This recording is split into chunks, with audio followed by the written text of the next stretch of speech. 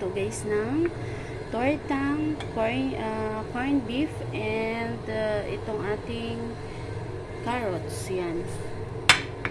So, I will use 1 cup of flour. Yan, 1 cup of flour. Isang corned beef. 3 carrots. At yung sibuyas. So, ngayon, ang gagawin ko ay i-shred ko na itong ating carrots.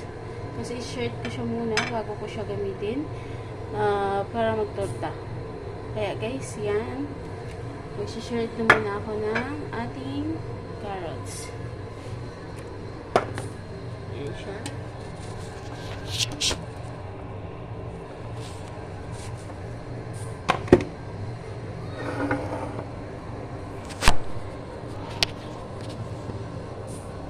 So, ganito lang guys, na shredded carrots. Yan.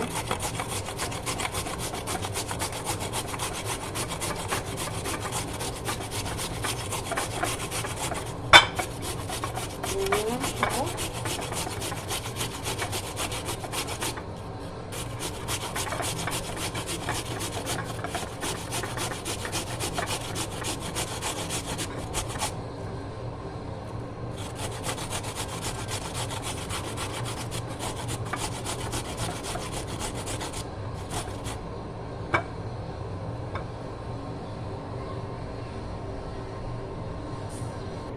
So, yan na po ang ating carrots. Na-shred ko na po siya. Then, we have also 1 egg. Yan siya ang ating mga ingredients. So, malamang kasi medyo tatabang siya kasi meron tayong carrots na add. Tapos yung flour. So, maglalagay ako ng ito. Yan siya guys. Para siyang magic sarap sa atin. Yan siya guys. Ito na ngayon ang ating corned beef. Ngayon, ilalagay ko na po yung ating carrots. Yan. Parang ang dami ata ng carrots na nilagay. Yan siya ang ating carrots. Yan. So, ang gagawin ko dito ay paghaluin ko siya. Ayan.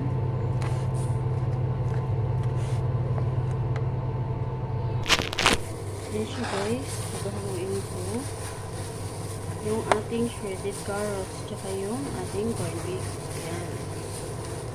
Paghaluin natin siya guys. So ngayon ilalagay ko ng ating sibuyas. Yan. Kasi guys, para mas mabango ang ating tortang, corned beef at carrots kung may sibuyas. Pag nahalo siya dyan, ay dagdag siya guys ng lasa at sasarap siya lalo. So ngayon, ilalagay na natin ang ating itlog dito sa ating carrots at corned beef. So, yun na po siya. Ihalo natin siya ulit. Ayan. Ayan. So, ngayon, itong flour po natin. Ayan, flour. Maglalagay po natin tayo, pero hindi siya natin ubusin muna. Check natin. Tadyahin na natin kung ayan. Kung gaano karami ang ilalagay natin. Pero actually, yung flour ko guys ay 1 cup po yan. Ayan siya. So, haluin natin natin. Ayan. Ganyan na siya guys. Ayan. Ayan siya. So, ngayon sa plate ay maglalagay ako unting flour kasi nga, ang gagawin ko ay ibilog-bilog ko po ito. Yan. Kagaya ng ganyan. Yan. Ganyan siya. Ibilog-bilog ko. Tapos, mamaya pag maglagay ako sa mantika ay medyo i-flat ko siya ng flat na sandok rin. Yan siya guys.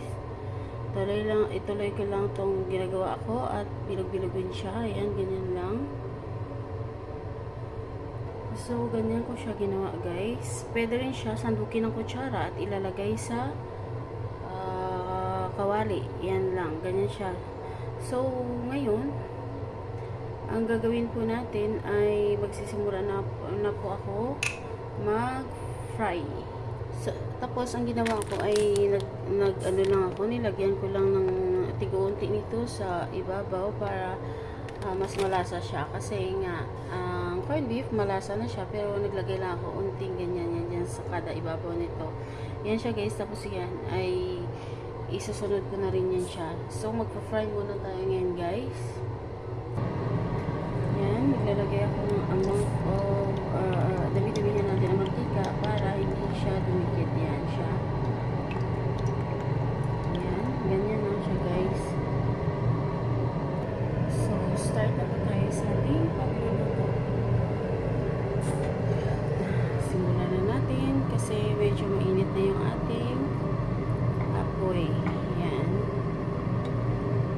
So, ang gagawin natin ay isa-isahin natin siya. Yan.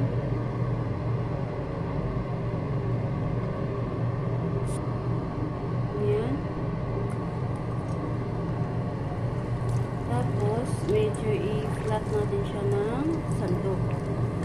Kasi nga, medyo hindi ko siya masyado flat kasi nga, yun. So, ganyan lang gagawin natin. I-flat natin siya ng bahagya. Medyo lumapad. Yes, so same procedure guys. Ayan, ganyan na, ulit-ulit. Ayan. Ayan, itlap lang siya natin. Ayan. Ayan. Ulit-ulit lang.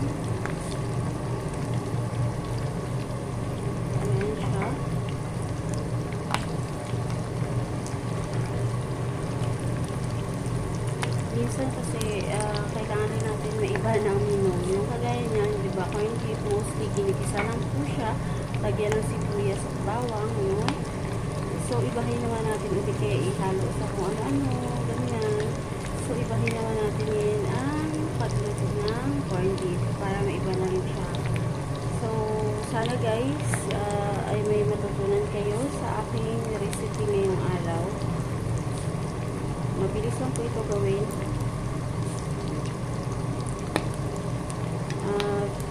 Sure na masarap. Masarap siya guys at hindi nakakasawa dahil minsan pag lagi ang corned beef ay nakakasawa. So, ibahin na naman natin siya ng menu. Yan, simple lang gawin. Mabilis lang gawin pero maiba natin yung menu ng ating corned beef. Kasi mostly sa corned beef, ang corned beef ay binigisa lang po yan, may sibuyas. So, minsan, kailangan natin mag-isip kung ano namang, pwede siya gawin, may iba siya. So, dahil ako ay mahilig talaga ako magluto, kasi nga sabi nila mga tao hindi magluto, ay mahilig rin kumain, diba? Yan, so, ito, mahilig ako mag-isip ng recipe. Yan siya. Pwede na to, kaya i-ago na natin yung tapos na at magsala na naman na diba?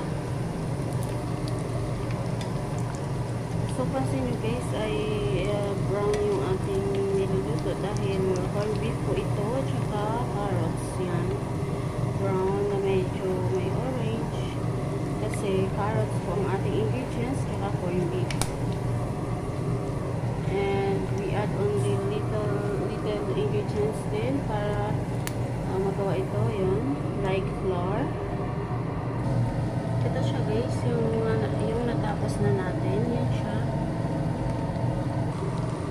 So, yan na siya guys, repeat procedure lang po tayo. Yan ang natapos ay ilagay na lang natin dyan. Tapos yan ang ating finish na ginawa. Yan siya. Ayan. So, ang gagawin natin na lang mamaya ay hindi siya isaw-saw sa barbecue sauce o di kaya sa ketchup. Ayan. Tapos, iulam na para sa lunch namin. Yan.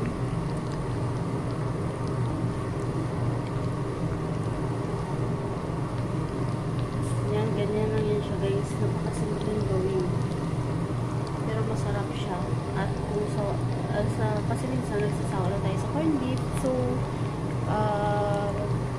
pwede natin siyang gawin rin ganito. Carrots lang guys. At flour. Yan. Ngunit na ng asin or what, dahil ang corned beef natin ay may lasa na po yan. So, hindi na kailangan na kung ano-ano. Yan.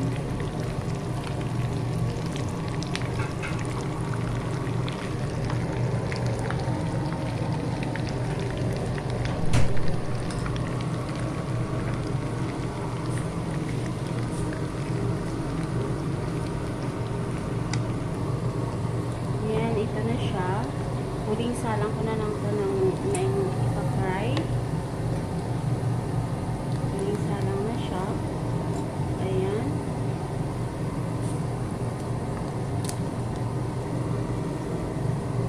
Ayan. Kita nyo guys, ano na siya, 2 ingredients lang. Para sa main ingredients natin ay ulam na. Tsaka hindi ka pa magsawa ng paulit-ulit kung ang available ay corned beef lang, hindi ka kung nagsawa ka na. So yan, we have a new menu for the corned beef. Yan siya, pwede nyo siya gayahin. Yan na.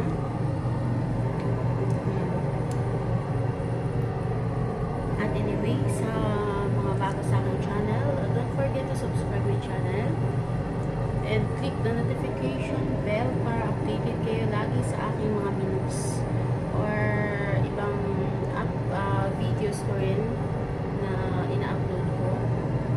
Pero mostly talaga ay luto ang aking